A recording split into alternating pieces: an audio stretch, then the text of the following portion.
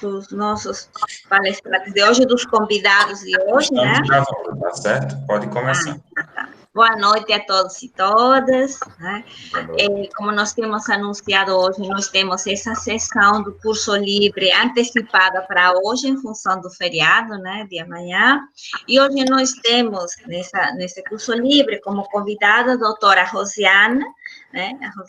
A doutora Rosiana, ela é professora da UFPB, ela é doutora pela UNB, na área de saúde coletiva, é coordenadora do Núcleo de Estudos em Saúde Coletiva, também foi, de 98 a 2002, secretária de Saúde do município de João Pessoa, de 98 a 2002, secretária executiva da Segurança Alimentar e Economia Solidária, desde outubro de 2018. Aí depois, doutora Rosiana, você pode completar a sua biografia, seu currículo. Não, Vitória, só um detalhe, secretária de Saúde foi de 2005 a 2012. Ah, tá, ok, tá? Certo. Não, mas aí eu acho que isso aí tá sucinto, tá bom, tá, já tá de bom tamanho. Certo, agradeço ter aceito o convite, né, de estar conosco hoje aqui, compartilhando, né, desta sessão. E nós temos aqui o especialista Rodrigo Moreira Rodrigues, que ele é gerente do Centro Público Estadual de Economia Solidária da Paraíba, administrador de empresas pela Universidade Católica do Salvador, UCSAL, e especialista em extensão universitária e desenvolvimento sustentável também pela UFPB, e atualmente ele é aluno especial, né, no programa de gestão pública, né? Então, se tiver algum outro complemento, Rodrigo, você faça aqui essa apresentação dentro do que eu tinha. Acredito que talvez a professora Alicia, que coordena esse curso, esteja com algum problema de internet, né? Não esteja, mas a gente dá prosseguimento. Então, vocês estão com a palavra aí para começar, né, a sessão de hoje. Certo. Tá. Boa noite novamente a todos e a todas. Nós dividimos em duas partes, né, a apresentação. Então, uma vai ser mais com um histórico um pouco, né, de como chegamos até a secretaria, enfim, um pouco desse contexto da economia solidária no estado da Paraíba e posteriormente, entraremos, né, propriamente dito no assunto sobre os desafios, enfim. Eu não sei se todos estão familiarizados, né, com o termo, né, do que é economia solidária, enfim, inclusive, enquanto falo aqui, vou colocar a apresentação. Só um pouquinho. Aqui. Uma janela. Augusto me ensinou, mas acho que agora eu estou me batendo. Pera aí. É uma janela, né, Augusto? É uma janela, você clica na janela do slide e depois clica em compartilhar. Já vi que você é o cara, né? Não? Augusto é o cara, já. Está aparecendo, não é possível compartilhar sua tela. Não sei se é você que tem que permitir alguma coisa aí agora. Não. Quanto?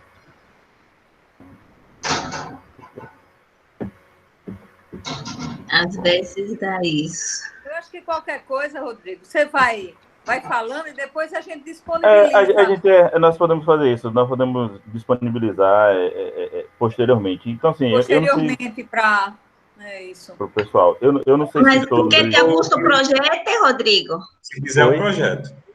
Quiser, Augusto pode projetar. Sim, pode ser, Augusto, por favor, pode ser. Porque como a gente já costuma mandar por e-mail, sempre que se alguma coisa der problema, o outro tem, né?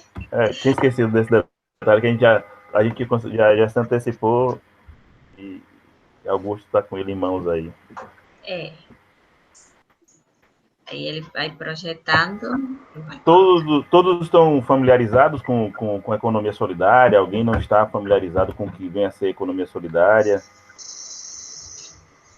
Eu acredito que a maioria esteja, né, Rodrigo? Assim, pode dar uma recapitulada, assim, mas a maioria, em princípio, Assim, acho que muito resumidamente, né, acho que a gente define como a economia solidária como um conjunto de atividades, né, econômicas, seja ela de produção, distribuição, né, poupança, crédito, enfim, organizada sob forma de autogestão.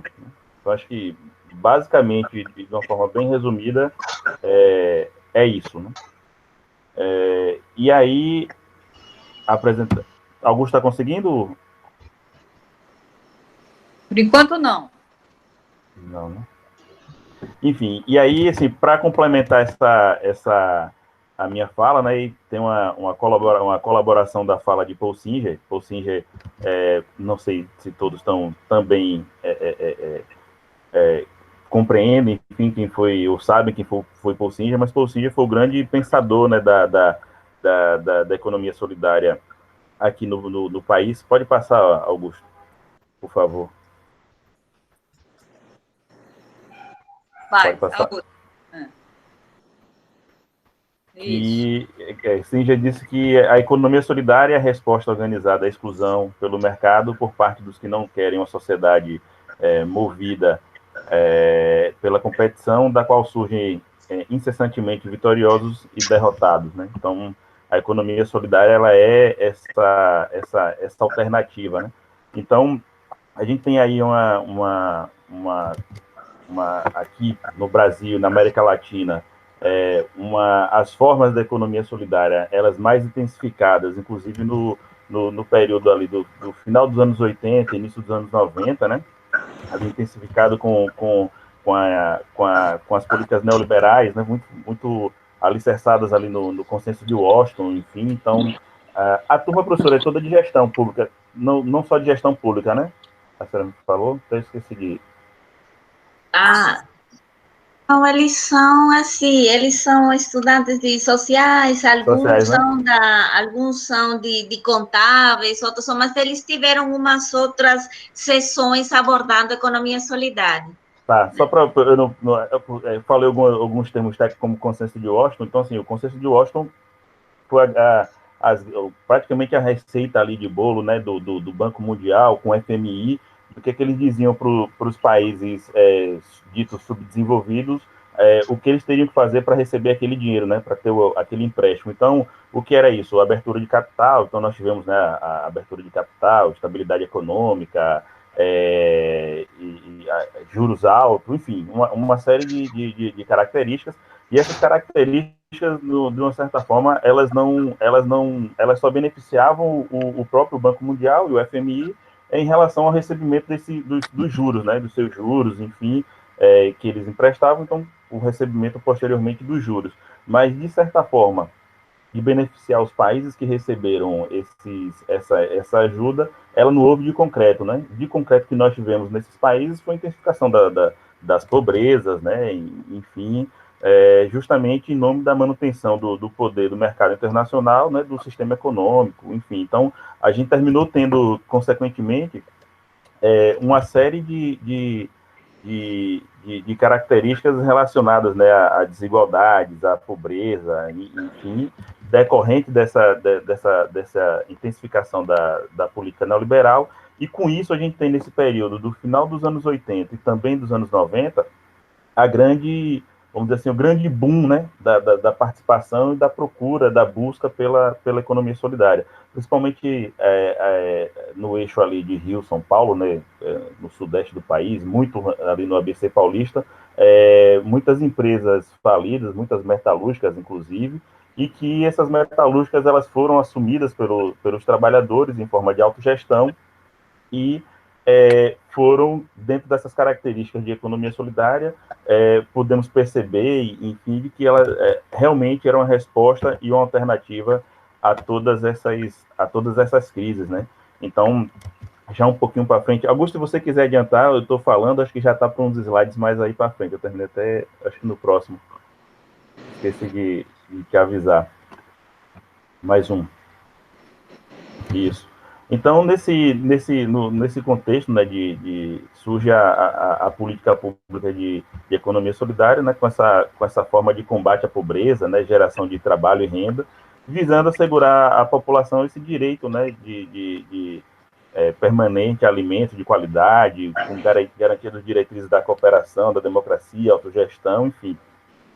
E muita gente, acho que nós temos hoje o Centro Público de Economia Solidária, e algumas dessas visitas, ou na própria visita também à secretaria, às vezes a gente se depara quando as pessoas vão, alguns alunos, a maioria os acadêmicos, né, vão pesquisar, tem muito esse questionamento de se a economia solidária não é só uma utopia, não é só não é um sonho, não é só enfim, uma forma bonita de se pensar e tal, e eu acho que de fato não, né?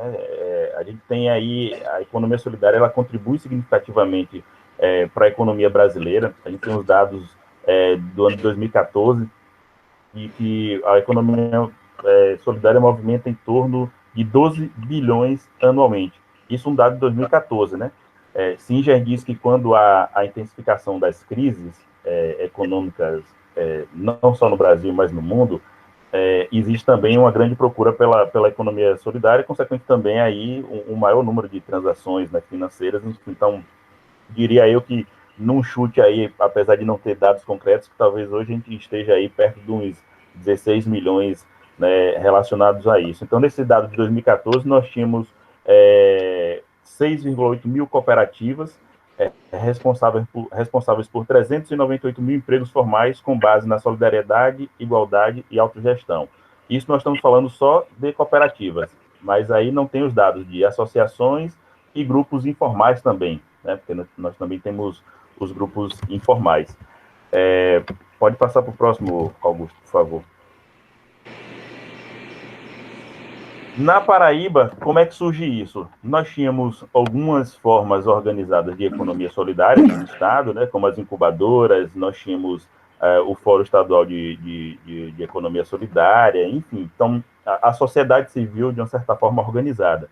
E aí o governo do estado, no ano de 2013, ele acessa um edital para fazer um convênio com o governo, entre o governo estadual e o governo federal, num projeto chamado Projeto Ações Integradas.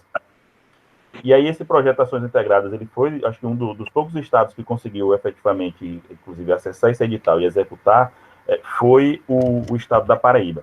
Então, o Projeto Ações Integradas, por favor, Augusto, passar o próximo. Ele teve ações do projeto, né, organizada a partir de 5 eixos centrais, né, que foram o fortalecimento das redes de cooperação econômica solidária, apoio às iniciativas de finanças solidárias, nomeadamente as experiências de fundos rotativos solidários e bancos comunitários, constituição de espaços de comercialização solidários, realização de atividades sistemáticas de formação, qualificação social e profissional com os trabalhadores e trabalhadoras que integram os empreendimentos econômicos solidários, e o fortalecimento da política pública de economia solidária através da constituição dos centros públicos de economia solidária e das casas de economia solidária. Tudo isso dentro de 4 segmentos. Então, nós trabalhamos 4 segmentos. Esses não são exclusivos, né, os únicos segmentos que existem hoje em atuação, seja no Brasil, seja no mundo, mas aqui na Paraíba, nós trabalhamos com os segmentos do artesanato, agricultura familiar, com os catadores de resíduos sólidos e finanças solidárias. Por que eu estou dizendo isso? Porque é possível, por exemplo, ter uma agência de viagem que vamos dizer assim, dentro dos princípios da economia solidária, ela pode ser considerada um empreendimento econômico solidário e não está, por exemplo, dentro de nenhum desses 4 segmentos que nós temos, né? Pode ser um restaurante, né, uma empresa de alimentação, um empreendimento econômico de alimentação, enfim, de cultural, e não está dentro desses segmentos. Então, não impede que um empreendimento econômico solidário ele exista, né, se não for dentro desses 4. Então, só para ficar bem... muita gente confunde e acha, até quando a gente apresenta, que não, apenas esses 4 segmentos são talvez os empreendimentos onde nós temos maior volume, né, de participação, principalmente agricultura familiar e artesanato, né? Hoje em dia, acho que diria que o maior número. Resíduos sólidos e finanças solidárias, consequentemente, numa ordem decrescente, eles compõem acho que diria esse quantitativo, né, em números totais. Por favor, Augusto, o próximo. Então, assim, a experiência do projeto Ações Integradas, ela terminou sendo bastante significativa, né, aqui no estado da Paraíba, em termos de contexto local, e terminou fazendo com que no ano de 2015 fosse criada a Secretaria Executiva de Segurança Alimentar e Economia Solidária, da qual nós temos a professora Rosiana Meira como secretária desde o ano de 2018. E aí a CESAS tem por missão, né, viabilizar e coordenar as atividades de apoio à economia solidária em todo o território do estado da Paraíba, justamente com o objetivo, né, da geração de trabalho e renda, junto com a inclusão social e a promoção do desenvolvimento justo e solidário.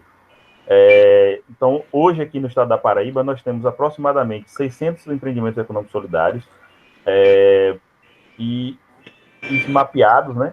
E sendo que desses 600, nós trabalhamos hoje com 84 com formação, dando assessoria técnica de formação, capacitação e entrega de equipamentos a eles.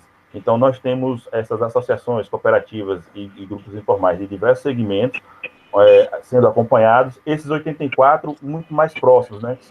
Muitos deles são empreendimentos econômicos solidários com participantes, né? Abaixo da linha da pobreza, enfim, com grandes dificuldades de tocarem seus empreendimentos, e nós fazemos um acompanhamento mais próximo. Mas hoje, no total, aqui no estado da Paraíba, nós acompanhamos 600. Então, das diversas outras formas, incluindo em espaços de comercialização, fazendo oficina, enfim. Agora, esses 84 específicos, eles possuem um olhar mais intenso nosso, né? Mais debruçado, enfim. Augusto, por favor, pode passar para o próximo. E dessas experiências do projeto Ações Integradas, né, que culminaram com a criação da secretaria, ele também nós tivemos outros resultados, né? São produtos do projeto Ações Integradas.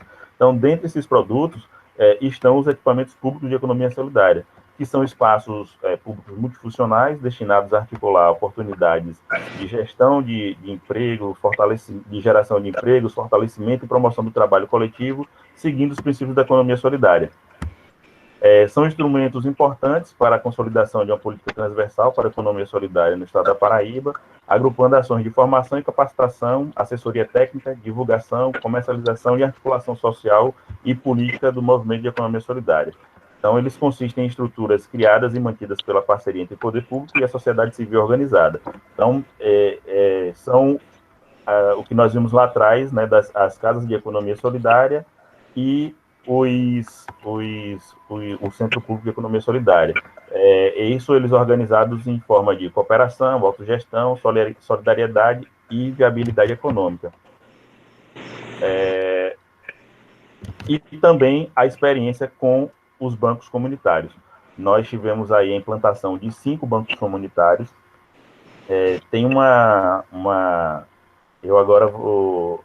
A idade chega, a gente vai esquecendo algumas coisas. Eu não recordo se foi Singer ou se foi Joaquim do Banco Palmas. Mas um deles falou que assim, não existe território pobre, né? Existe território empobrecido. E aí as experiências dos bancos comunitários vieram para justamente nos mostrar e nos comprovar isso. Então, os bancos comunitários hoje, eles são estratégias de desenvolvimento territorial sustentável para que esses espaços que são ditos são pobres, né, que na verdade eles são empobrecidos, com que eles se desenvolvam. Eu sou péssimo para horário, eu estou tentando aqui adiantar, sempre olhando aqui no relógio, para não atrapalhar a doutora Rosiana, que tem uma quantidade maior de slide. Mas vou tentar resumir aqui muito rapidamente para poder apresentar um exemplo, né, sobre o que eu estou falando sobre os bancos comunitários. Por exemplo, nós temos hoje a São Rafael, né, que tem um desses bancos comunitários, que é justamente esse que tem as moedas aí, as orquídeas. Então, a São Rafael hoje, nós temos por volta de 78% dos moradores da São Rafael com renda, né? E seja de trabalho, oriundo de trabalho formal ou informal. Aí, como é que é um território onde 78% das pessoas elas trabalham, mas é um território que é um território empobrecido. E as poupanças locais, elas terminam sendo utilizadas fora, né? Então, não é gasto no território. Então, ele é como se fosse um balde furado, né? Você bota um monte de papel no balde, o balde está furado, quando você levanta não tem nada.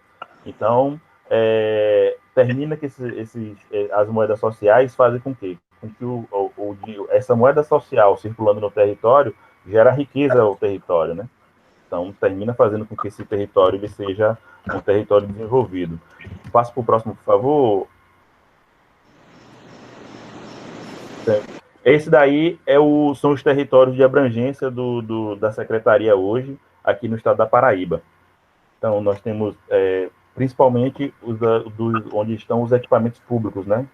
Então, onde está o centro público, que é mais aqui na região da Zona da Mata, a central de beneficiamento fica ali na região de Sapé, e as casas de economia solidária, né? De Sumé, Solidade e Pombal. A central de beneficiamento, inclusive, ela tem uma particularidade, né? Cada você pode falar, mas o centro público ele está num espaço que é um espaço de mais visibilidade em João Pessoa, então ele é um espaço maior, mais amplo, enfim, que dita quase que o ritmo, né, dessa organização em torno da economia solidária com esses empreendimentos. A central de beneficiamento ele fica na região que tem bastante plantação. Pois é, Ana Beatriz, tem lá, desde o ano de 2014, se eu não me engano, essa casa de economia solidária lá de Pombal. Eu não sei qual é o bairro, não sei te especificar o bairro, mas tem lá. Depois posso te passar o contato do pessoal de lá, se você tiver interesse, depois você procura o pessoal. A central de beneficiamento, como ela fica numa região que tem bastante plantação, bastante fruta, enfim, então teve essa ideia de se fazer uma central de beneficiamento, porque muitos deles sofrem muito com o atravessador. Não sei se todo mundo conhece essa realidade, mas, por exemplo, eu sou do estado da Bahia, e na minha região, é uma região muito pobre, Polígono da Seca, Uauá. Em Uauá tem que é próximo da minha cidade, né? Uauá, ela é muito rica em umbu, então tem muito umbu. O atravessador chegava lá, por exemplo, quanto é o balde do umbu? Isso eu não sei como é que funciona, lá pelo balde. E aí chegava lá, o balde do umbu é, sei lá, R$10. E aí o atravessador chegava lá e falava assim, hoje eu vou pagar 5, hoje eu vou pagar 2, enfim. E aí eles se organizaram justamente na forma de economia solidária, né, com uma associação, beneficiaram o umbu e hoje, por exemplo, eles estão exportando para a Finlândia, enfim, para a Europa, e vendem muito para o eixo sul-sudeste, cerveja de umbu. A cerveja de umbu, o litro está R$23. Então, você tem doce, você tem geleia, você tem diversas formas que pode ser feito, né, a polpa de fruta. Então, são diversas formas que nós podemos beneficiar esses produtos e acrescentar valor, agregar valor a eles, beneficiando. Então, como essa região tinha essa particularidade, ela se diferenciou, por exemplo, das casas, enfim, mas todos são equipamentos públicos que possuem o mesmo contexto, né? Não divergem muito. Passa para o próximo, Augusto, por favor. E é isso, os equipamentos públicos, como eu falei, então tem o Centro Público Estadual de Economia Solidária aqui em João Pessoa, a Central de Beneficiamento de Sapé, essas 3 casas, como eu falei, em Pombal, Sumé e Solidade, e nós temos agora, já era talvez para ter sido inaugurado, né, doutora Rosana, mas com o advento da pandemia aí, enfim, demos uma pausa. Acho que por agora a gente já deve inaugurar, a doutora Rosana tem melhor esses dados de quando a gente deve uma previsão, né, de inauguração, que são as casas de Ingá, Araruna e Barra de Santa Rosa. Acho que o próximo agora já é a parte da doutora Rosiana. Como a gente estava com pouco tempo, a professora Vitória me adiantou, eu tentei correr muito para falar, para tentar explicar. Se alguém tiver alguma dúvida, não sei se quiser perguntar agora, ou se acho que talvez melhor seja para o final desse bate-papo. Se não der também ao final desse bate-papo, vou disponibilizar depois aqui o meu número, o e-mail, tem a secretaria que está lá de portas abertas também para a gente receber vocês, e o centro público que fica lá na rua Gami Melo, também para poder receber vocês, recepcionar vocês, fica em frente ao Banco do Brasil, para tirar algumas dúvidas melhor. Então, assim, esse foi mais uma contextualização, né, de um pouco dessa política de como se deu essa política pública aqui no estado da Paraíba em relação à economia solidária, até nós chegarmos nesse ponto, né, de existir uma Secretaria Executiva de Segurança Alimentar e Economia Solidária e essa efetivação das políticas públicas. Então, é isso. Passar para a doutora Rosiana. Olá. Obrigada aí, Rodrigo, pela essa primeira parte muito bem colocada, e é importante a gente fazer esse resgate e o que é que embasa efetivamente a economia solidária, né? Os princípios. Obrigada, professora Vitória, pelo convite e saudar a todos que estão conosco nesse momento. Veja bem, essa questão da economia solidária, que eu me coloco como uma eterna aprendiz, porque realmente não é a minha área, né, de formação, mas que tem realmente me capturado completamente do ponto de vista de coração e mente, né? Uma coisa que hoje eu faço com uma imensa satisfação, até porque essa conformação do equipe, eu estou recentemente, né, desde 2018, final de 2018, então não estou nem há 2 anos, a gente está em processo ainda de conformação de equipe, né, para que a gente tenha capacidade de ter uma atuação maior no âmbito do Estado, né? E a gente estava nesse movimento muito fortemente, e aí nos pega de surpresa essa questão da pandemia, e não é fácil, porque realmente desorganizou bastante os processos que nós estávamos em construção, mas que também nos colocou num desafio muito grande de como superar esse momento e não deixar que esses grupos que nós acompanhamos fortemente ficassem sem esse apoio e sem a solidariedade, até porque a questão central que eu entendo da economia solidária é essa promoção para esse desenvolvimento local de uma maneira, com essa troca de saberes, com reciprocidade, com solidariedade, e nesse momento nós não podíamos deixar de forma alguma que isso nos abalasse, né? E que a gente nos trouxesse um imobilismo muito grande, né? E muito pelo contrário, eu acho que a gente lá da economia solidária nunca trabalhou tanto do que nesse momento que nós tivemos que dar resposta, aprendendo e dando resposta, e ao mesmo tempo repensando algumas ações, né? Um ponto que foi fundamental foram as compras emergenciais, que efetivamente, neste momento da crise, nós dissemos, não, as feiras que nós temos foram suspensas, todas as possibilidades de comercialização, nossas casas foram fechadas por orientação diante do quadro da pandemia. Então, o que é que nós precisávamos fazer? Tomar algumas atitudes que não deixasse as pessoas tão vamos dizer assim, a sua própria sorte, sem nenhum apoio do ponto de vista de políticas públicas. Então, nós fizemos um projeto imediatamente e passamos para o governador das compras emergenciais, porque a gente entendia que essas compras emergenciais, ela beneficiaria o produtor, porque ele não ia perder toda a sua produção, como também nós iríamos inserir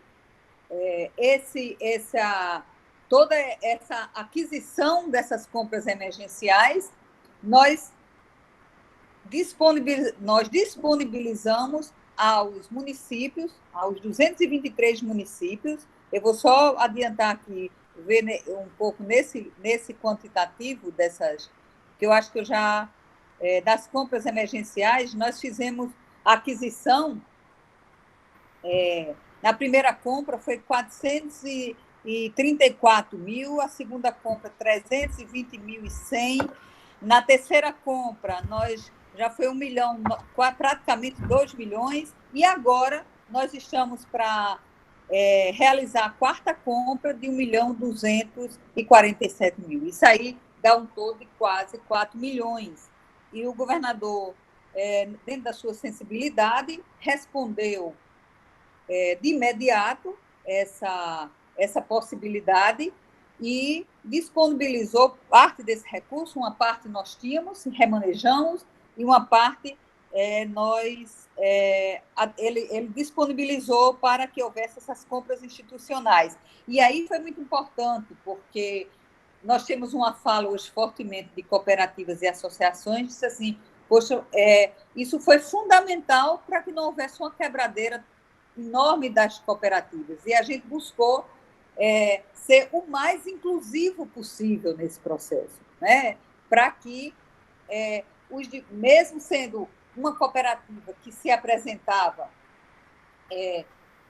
dentro de várias conversas entre eles, as que tinha mais condição de apresentar, mas ela teve a capacidade de articulação e possibilitou a compra de produtos de todas as nossas regiões. Então, isso foi importantíssimo. E nós disponibilizamos esses produtos adquiridos para os 223 municípios do estado da Paraíba.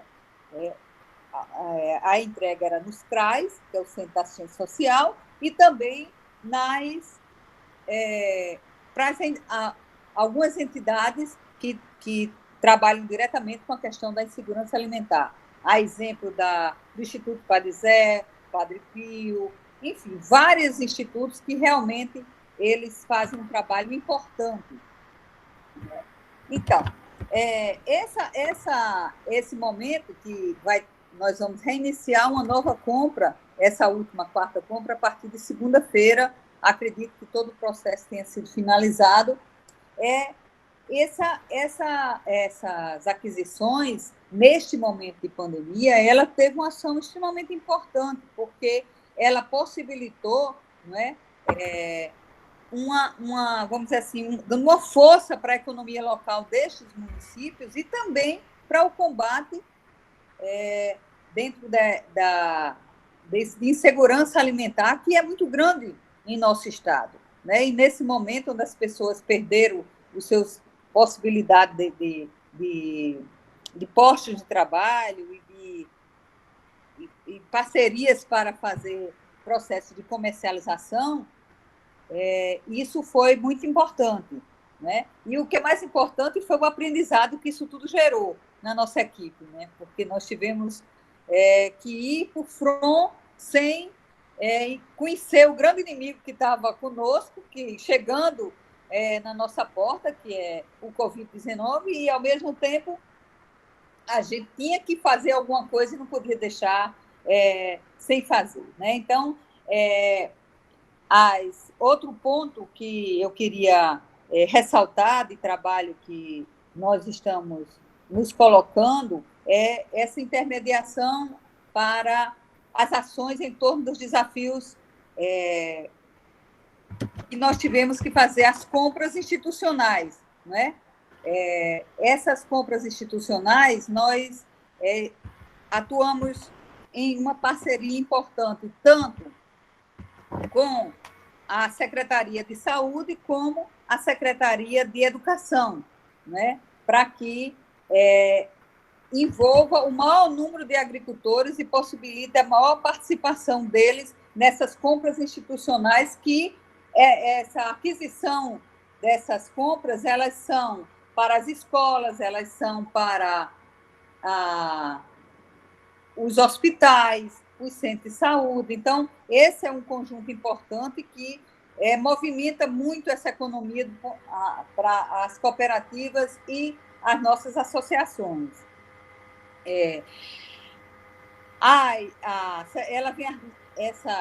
Esse processo, né, vem sendo articulado de uma forma intersetorial e pactuada entre setores governamentais, que são estruturados no âmbito da SDH, e articulados com a sociedade civil organizada, para viabilizar a aquisição via compras institucionais, além da agricultura familiar, como fardamento, máscara, lençóis e outros itens que envolvem outros segmentos, a exemplo do artesanato. Estão envolvidos nisso a Secretaria Executiva da Segurança Alimentar e Economia Solidária, que é ligada à Secretaria de Desenvolvimento Humano, à Secretaria de Educação, à da Saúde, e agora nós estamos numa construção de parceria importante com a administração penitenciária, não só para essa questão das compras institucionais, mas também em parceria com a construção de hortas com os apenados, para que essa produção seja tanto uma parte para que eles possam vender para as suas famílias terem uma renda, como também para a alimentação deles, a questão da costura, corte e costura, que a gente tem um espaço hoje com máquinas, também vamos disponibilizar esses espaços, tanto para os empreendimentos que trabalham conosco para a confecção de máscara, mas também trabalhar com as mulheres que estão em regime semiaberto com a administração penitenciária. Então, a gente já está fazendo essas discussões com eles como uma expansão, do trabalho com outras secretarias. Então, essa estruturação de comercialização que nós estamos fortemente imbuídos dela é um dos desafios aos quais a Secretaria de Segurança Alimentar vem dedicando muitos estudos, que é uma das diversas variáveis do mercado que influenciam na compra e venda dos produtos de empreendimentos econômicos solidários, além da formação de redes solidárias, como a construção de vínculos entre empreendimentos que respeitam os princípios de economia solidária, como uma forma de criar um mercado solidário. Os integrantes dessa rede, eles procurariam sempre comercializar produtos entre eles. Essa interação, ela traria maiores possibilidades de sustentação e desenvolvimento das cooperativas ou empresas autogestionárias que estiverem envolvidas. Essa presença virtual desses empreendimentos solidários é uma das possibilidades para amenizar as dificuldades relacionadas com a comercialização no cenário atual. Porque um dos problemas muito graves é você, com essa situação que a gente vem vivendo desde março, os espaços de comercialização dos agricultores, principalmente, dos artesanatos, ele passa a não acontecer. E aí você tem situações que nós precisamos criar espaços para que essa comercialização virtual ela seja uma realidade. Isso há um tempo atrás, isso já até aconteceu na secretaria, eu não era nesse período, mas que por algumas questões de logísticas não foi possível continuar. Mas agora esse desafio nos coloca que essa presença virtual dos empreendimentos econômicos solidários, como uma forma de amenizar as dificuldades relacionadas com a comercialização nesse cenário atual. Então, é preciso, mesmo que não se esteja presença fisicamente nos espaços públicos da economia solidária, como Rodrigo mesmo colocou, nós temos vários e vamos estar abrindo novos, como do Ingado, Araruna e Barra de Santa Rosa, que vão agregar outros municípios e outros empreendimentos nesse processo. Nós precisamos construir cada vez mais essa comercialização de forma virtual. E uma das formas dessa comercialização virtual e até presencial será a utilização do e-dinheiro. Isso é uma das possibilidades que nós estamos pensando fortemente, como uma moeda virtual que beneficie estabelecimentos e profissionais que não possui acesso à máquina de cartão de crédito. Logicamente que as situações que as pessoas façam a opção por cartão de crédito, isso vai poder ser efetivado. Não há custo na atualização do e-dinheiro pelos usuários, sendo que ele ainda possibilita o distanciamento físico, extremamente necessário nesse período de pandemia. E os resultados financeiros, oriundos de suas transações comerciais, são destinados aos bancos comunitários. É importante lembrar que o maior desafio nesse processo antes de mais nada, como vai se efetivar essas entregas. Isso sempre foi uma dificuldade nesses acontecimentos, né?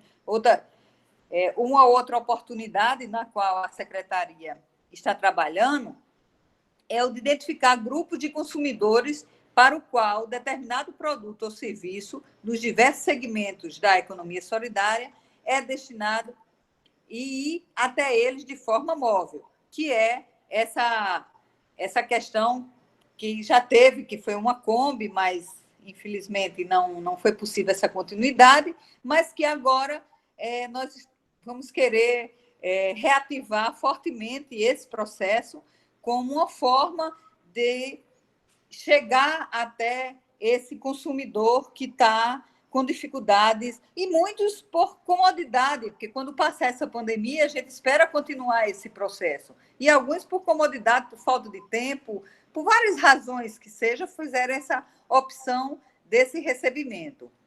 Né? Aqui mostrando um pouco como é que se dá essa questão do e-dinheiro, né? Que eu vou pular.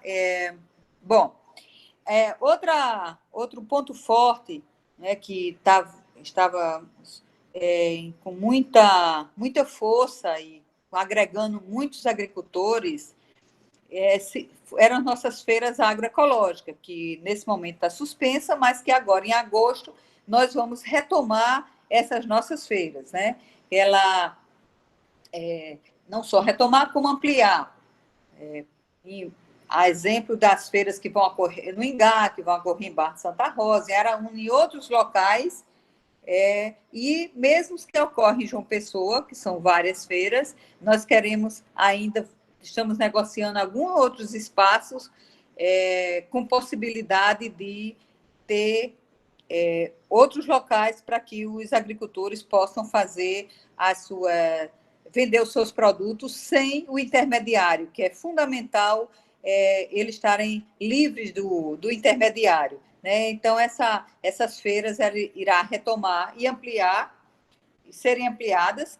Elas possuem uma grande importância sociocultural e abastecem as cidades com alimentos livres de agrotóxicos, que é outro ponto que é super importante. Hoje, o Brasil é um campeão de uso de agrotóxico e isso atinge diretamente a questão da nossa saúde, haja visto que a nossa segunda maior causa de morte são as neoplasias, e isso, um dos pontos de estudo esses vários agrotóxicos que nós acabamos consumindo sem nem ter a noção do que estamos utilizando. Né? Então, o que é importante também é a busca pelo preço justo. Né? E isso é um outro ponto forte na nossa política. Essa questão das feiras ela é de uma importância muito grande, estratégica, para ecoar a produção de agricultoras e agricultores que produzem de forma agroecológica, por absorver grande diversidade de tipos de alimentos in natura e beneficiados por permitir uma remuneração justa, uma vez que são os próprios produtores comercializando diretamente ao consumidor final. Então, com a saída do intermediário, então você tem aí, no mínimo, 20% a 30% a menos do valor dessa mercadoria. Então, isso é muito importante, não é? Porque ele trata diretamente com o seu público consumidor. Então, pesquisas apontam que os produtos comercializados nas feiras agroecológicas são são nos supermercados, em média, 56% mais caros que os das feiras agroecológicas. E, no caso dos mercados populares, os preços variam na média 19% mais caros que nas feiras agroecológicas. Ou seja, se o consumidor decidir comprar uma cesta com unidade de peso ou molho de cada um dos 20 produtos da pesquisa, gastaria os seguintes valores, né? Se fosse no supermercado, 113,26. Se for numa feira livre, mercado popular, 86,39. E se for nessas nossas feiras agroecológicas, eles pagariam em torno de 72,60. Isso é uma aproximação desse estudo, mas isso demonstra, isso não tanto com tanta precisão, porque varia muito de produto a produto, mas isso é uma demonstração de que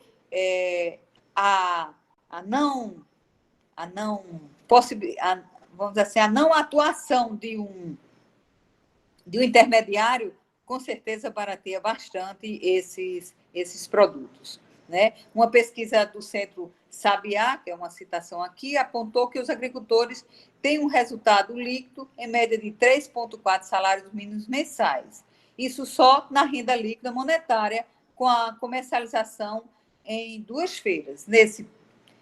Nessa conta, não entra toda a renda não monetária com parte da produção que essas famílias destinam para o autoconsumo e nem as outras estratégias de comercialização que elas desenvolvem, como venda de porta em porta, as trocas com vizinhos e vendas institucionais.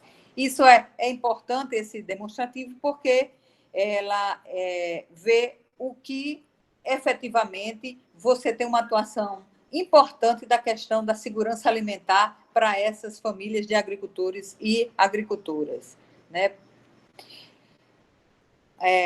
Esses empreendimentos econômicos solidários, né, eles têm a possibilidade de serem experiências exitosas com um eficiente assessoramento técnico, e isso nós temos procurado chegar junto a esses empreendimentos, e algumas principalmente esses que são associações de mulheres, né? Porque assim, a economia solidária tem uma força muito grande junto a esses empreendimentos que estão à frente grupos de mulheres, porque a gente sabe que são as mulheres efetivamente dentro dessa cadeia, né, de alimentar efetivamente, é ela que cuida e é ela que possibilita uma maior segurança alimentar da família, né? Então, esses empreendimentos solidários, eles são possibilidades, né, de ampliação desses espaços, né, de apoio e comercialização, valentes também da focação, né? A economia solidária, ela vem com seus espaços públicos trazer intensificação de diversos cursos, formação e capacitação para que esses grupos cada vez mais se empoderem e tenham a capacidade de fazer processo de comercialização, né? Com isso, a gente tem alguns apoios, né? A exemplo do Centro de Saúde do Trabalhador, que é o Sereste, que é ligado à Secretaria de Saúde, a Agência Estadual de Vigilância Sanitária e gestores públicos de economia solidária, com a incubadora de empreendimentos solidários. Isso é um conjunto solidários da UFPB, o Incubes, que eles são, vamos dizer assim, espaços que é necessário para que esses estabelecimentos, muitas vezes, precisem desse apoio, desses espaços, para que eles consigam, efetivamente, ter uma maior dinâmica e uma maior estruturação para, vamos dizer assim, para se colocarem como possíveis espaços de comercialização e de empreendimentos. Outro ponto importante é que a secretaria ela vai promover encontros presenciais e virtuais com empresas que possuem interesse em negociar e adquirir produtos e serviços dos empreendimentos econômicos solidários, né, como mais uma possibilidade para que a gente avance nesse espaço de comercialização. O maior desafio hoje que a economia solidária e os empreendimentos a ela ligados enfrentam é efetivamente ter espaços para a comercialização acontecer, né? E isso é que nós nos colocamos nesse desafio, né? E essa possibilidade de estar, vamos dizer assim, aglutinando mais espaços para que essa comercialização aconteça.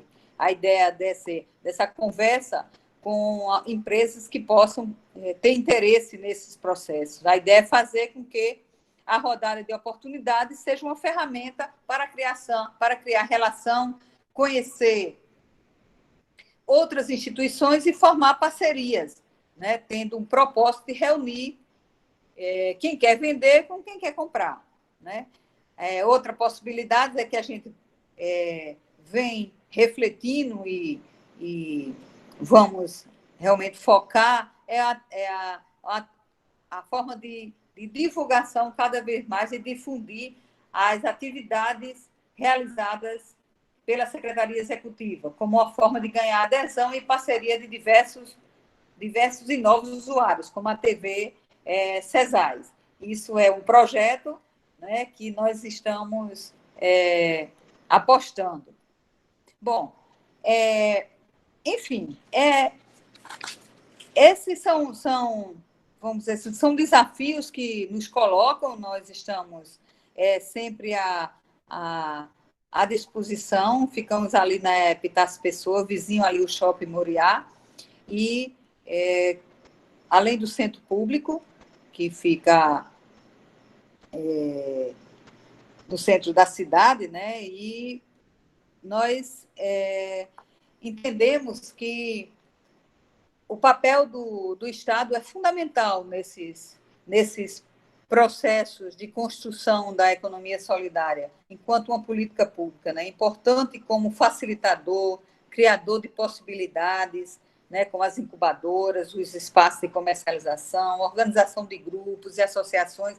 Então, essa sensibilização do governo do Estado, né, que vem já desde 2015 com a criação da Secretaria e dando força nesse momento de desafio nosso, é fundamental. A ausência do Estado não possibilitaria a economia solidária ter avançado tanto aqui no estado da Paraíba, apesar ainda de muita fragilidade, que precisamos de muito mais condição, muito mais força, de muito mais articulação, temos a clareza de muitas fragilidades, mas também temos a certeza de compromisso, de que o nosso processo, essa troca de saberes, ela é fundamental porque ela gera solidariedade, reciprocidade e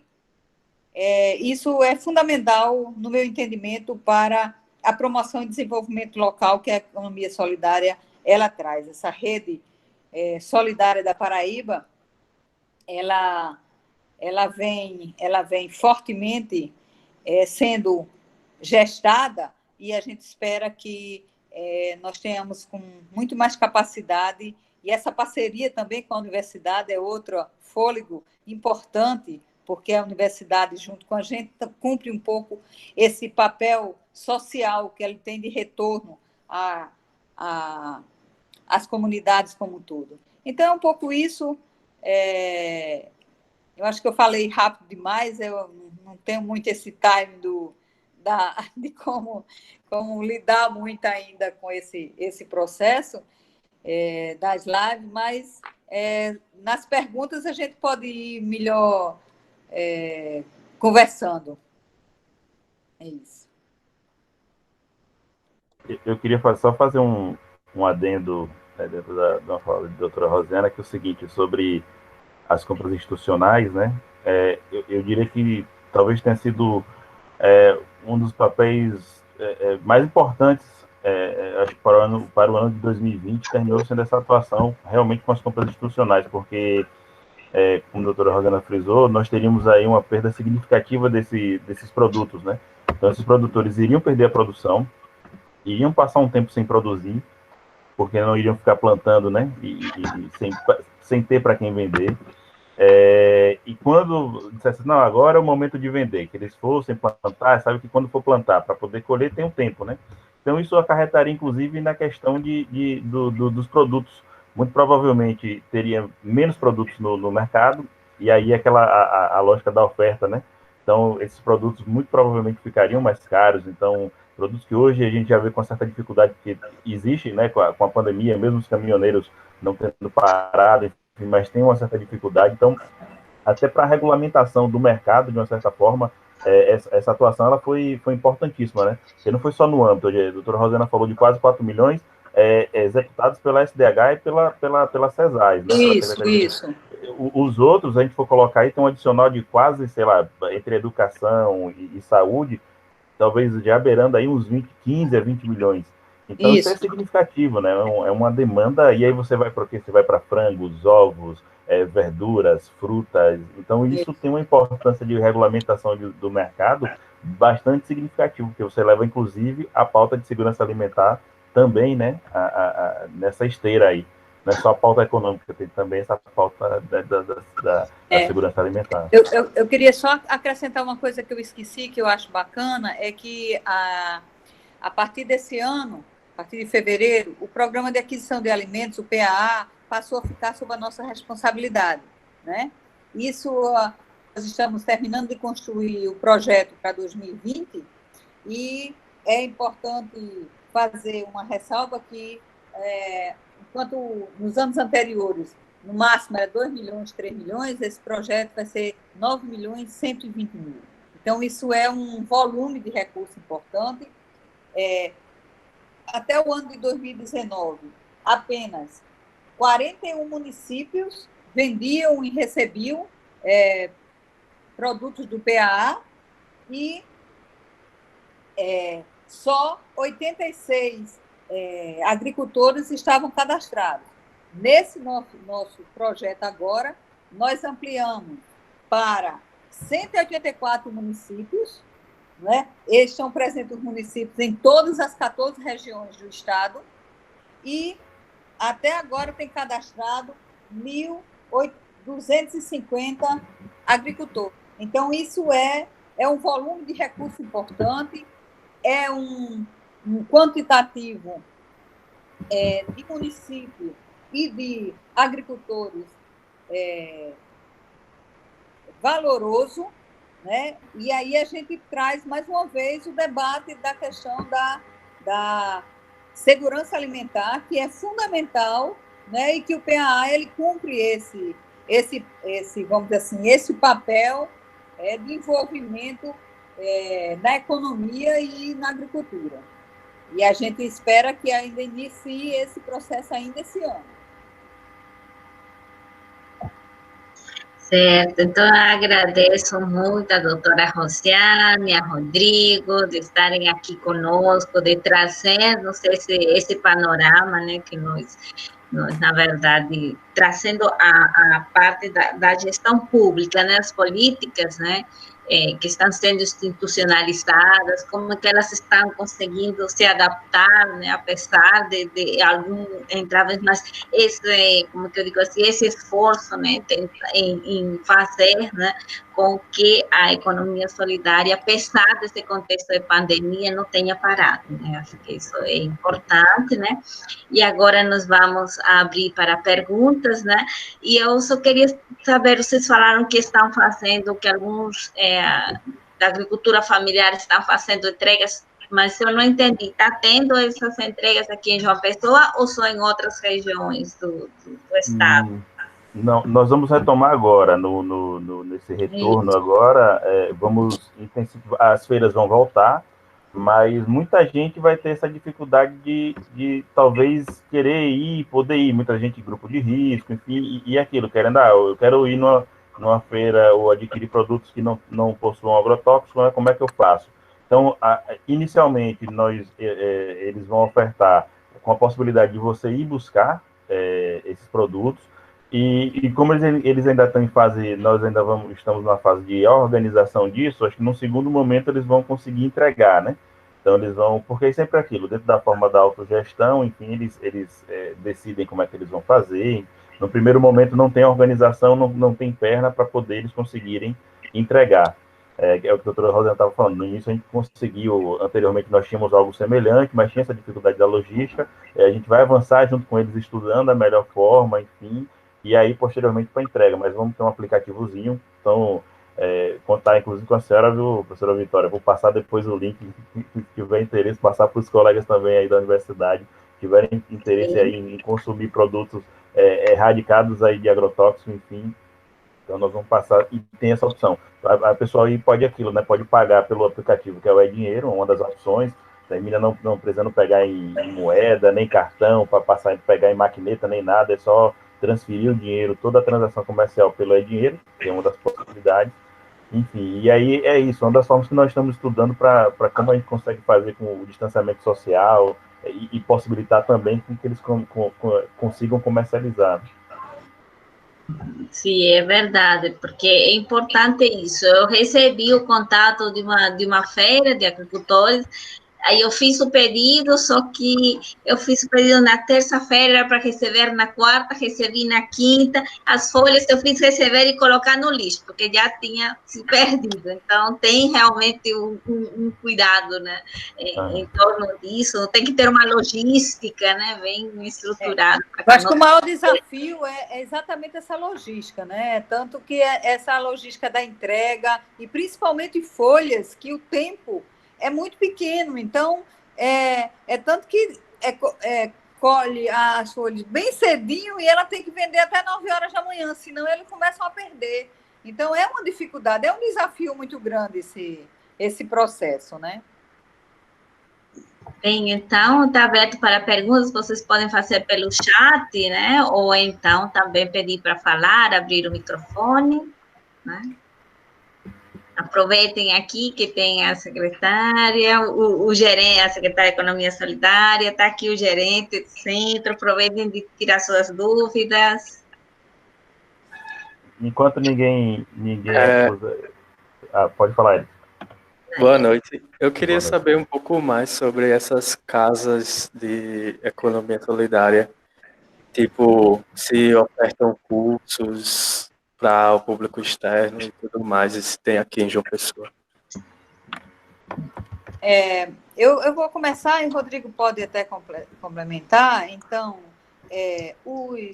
alguns cursos, alguns processos de formação específico de assessoramento, eles são dados para nunca para individual, é sempre para associação, cooperativas, em conjunto, até porque a questão do associativismo é o que é estimulado, né? Então, esses espaços e muitos de empreendimentos passam por um processo de incubação, porque o centro público tem grandes experiências importantes em relação a isso que o próprio Rodrigo pode colocar, mas que nesse momento, tanto o centro público como as outras casas, eles estão parados, mas que eles vão retomar, e aí, diante da região, qual é a maior demanda, se é a questão de costura, se é a questão de alimentos, de fazer alguns processamentos de alimentos, enfim, a própria dinâmica da região, do local que estão, dos empreendimentos que estão nas casas, que não só do município sede, mas da região que aquela casa passa a se responsabilizar por aqueles empreendimentos. Então, isso vai ser retomado agora após esse processo de pandemia. Rodrigo quer complementar em relação a isso? Mas Eric perguntou para a sociedade civil, por exemplo, assim, você, Eric, tem interesse, você quer saber se tem um curso, você pode participar, é isso? Também? Se, tipo, abre turmas onde pode a sociedade civil, uma turma onde a gente poderia aprender um pouco mais sobre a economia solidária ou sobre os modos de cultivos de alguns alimentos em casa, não sei.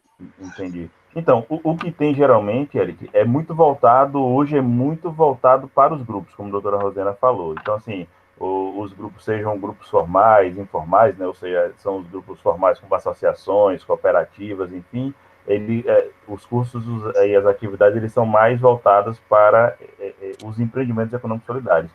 Mas não é vetado, por exemplo, para a sociedade civil. Então, por exemplo, um tempo desse atrás, o aplicativozinho, que se Augusto puder voltar lá, que é o E-Dinheiro, nós tivemos um curso que foi aberto para os empreendimentos econômicos solidários.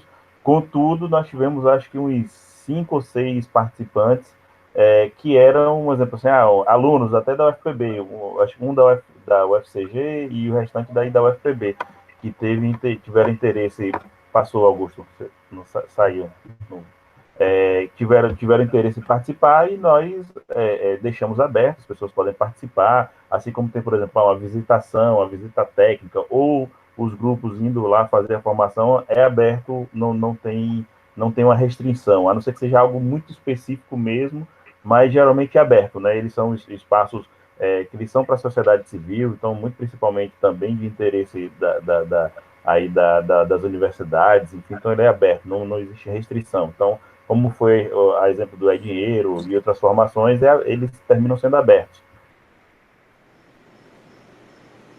E essas formações, elas existem constantemente, né? Assim, realmente paramos no ano de 2020, a gente não chegou a ter, justamente porque quando nós iríamos retomar, né, começar, enfim, vem ali, tem o início do ano, a preparação, a organização, o carnaval, e aí já posteriormente ao carnaval a gente já teve que dar essa pausa, né?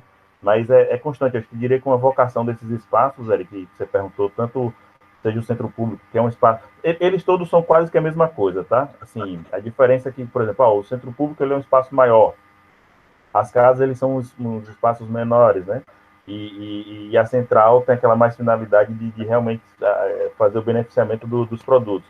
Mas todos eles, acho que ele diria que a grande vocação desses espaços é fazer constantemente cursos, formações, né, capacitações. Muitos deles, por exemplo, tem grupos que trabalham muito bem, tem maravilhosas polpas de fruta, mas só conseguem vender nas feiras livres, porque não possuem selo. Então, por exemplo, um curso da Gevisa que a doutora Rosena falou, por exemplo, antecede, por exemplo, a possibilidade desses selos, né, de possuir esses selos e poderem comercializar em supermercado, mercadinho, enfim. Então, é muito voltado também para essas possibilidades. Mas é aquilo lá, Eric quer participar, Augusto quer participar, a professora Vitória quer participar, até por curiosidade, eu quero ver como é esse processo, né, de boas práticas e tal, pode ser aberto, né, tanto também sobre agroecologia, que é um trabalho que a gente tem, hoje basicamente a gente só trabalha com os empreendimentos que trabalham de forma agroecológica, né, mas e aí assim, numa dessa formação que a gente quer ampliar essa participação de grupos que trabalhem com agroecologia, num curso desse, a sociedade civil também pode participar, é aberto. Então, fiquem de olho aí quando a gente retomar, passar constantemente para a professora Vitória, já que vocês estão mais próximos aí. Ou então, procura também, segue as redes sociais, né, da Secretaria do Desenvolvimento Humano, tem o próprio espaço de comercialização também, tem uma rede social, que é o Instagram, que é o Eco Paraíba. Dá uma procurada, constantemente tem essas participações, a gente divulga esses cursos, seminários, enfim, essas participações. Certo. Eles perguntam justamente porque nós temos aqui, como eu disse, a diversidade de alunos, tem alunos de contábeis, tem outro bolsista que precisou sair, o Edson, que também é de contábeis, tem pessoal que também é das ciências econômicas, né? Então, que estão despertando também para essa temática, né? E assim, eu já vou dizendo que, professora Vitória, nós sempre tivemos as portas abertas para a universidade, até porque a universidade, como a doutora Rosena falou, é muito parceira, que é muito importante nesse processo. E aí, assim, o centro público, a secretaria, também está de portas abertas, não só para um momento como esse, mas, por exemplo, no momento que vocês precisarem lá, bater um papo com a doutora Roseana, ou conhecer o próprio centro público, conhecer uma feira mesmo, levar o pessoal lá em loco, bater um papo com os agricultores, precisar fazer um trabalho acadêmico, ter acesso a, sei lá, os catadores de resíduo sólido, aos bancos comunitários, ou a gente organizar uma visita a um banco comunitário para vocês verem. Porque a gente fala assim, às vezes acho que a pessoa fala, mas como é que existe um banco comunitário, por exemplo, na São Rafael? Isso deve ser maluquice, não tem como. Enfim, mas tem como, existe, acontece, e é uma experiência exitosa, reconhecida, e talvez até reconhecida internacionalmente, porque tem organizações internacionais que colocam dinheiro nesses espaços, né, enfim, incentivam esses espaços. Então, assim, a secretaria está de portas abertas, a gente está à disposição para, quando precisar, olha, Rodrigo, meus alunos têm interesse de visitar um banco comunitário. Como é que faz? Fala com a doutora Rosiana, fala comigo, e a gente vê uma forma de fazer acontecer, sabe? De mostrar para vocês, com a maior satisfação, realmente, que a economia solidária ela é possível, ela é uma alternativa e é possível.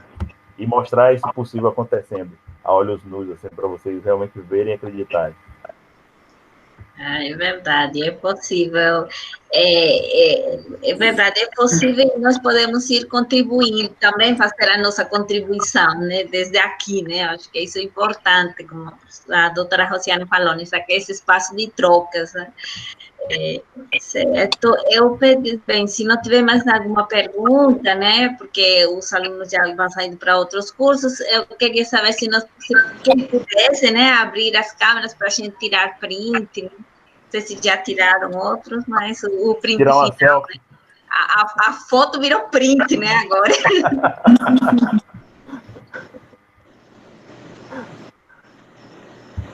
Claro, então, quem puder abrir. Então, já tirei aqui. Quem estava com a câmera aberta, eu tirei. Daqui eu, Certo. Então, tá. Então, eu agradeço. Deu certo aí? Deu certo? Deu certíssimo. Certo. Eu agradeço aí a disponibilidade de vocês, porque a maioria está de câmara fechada, mas eu tenho certeza que quando você falou em visita técnica, alguns olhinhos aí devem ter brilhado, né?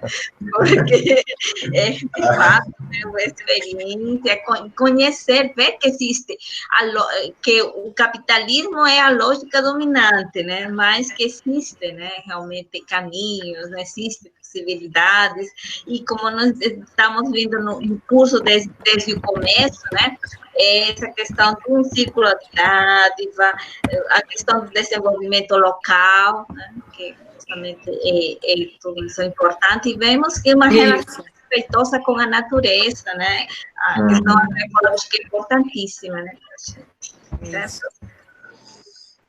Então, não tem mais perguntas, eu agradeço a Augusto já saiu, agradeço a Augusto está aqui, ele só que saiu, então agradeço também a Augusto e a vocês por terem estado aqui. Aproveito para lembrar para vocês que nossas aulas, como normalmente são na quarta, nossa penúltima aula será na quarta-feira. Nós teremos a doutora Lorelai, e a sessão extra de encerramento, a palestra de encerramento será com o doutor Alcides Gussi na sexta-feira, no mesmo horário, que ele da Universidade Federal do Ceará, e que lá também, né, tem uma forte experiência em economia solidária, o Banco Palma segue lá, né, então, assim, tem toda uma série de estudos realizados na área de finanças solidárias, né, e também de outras experiências vinculadas né, e a parte da sustentabilidade. Então, se lembrem que temos ainda mais 2 encontros antes de terminar esse curso e o período, né? Certo?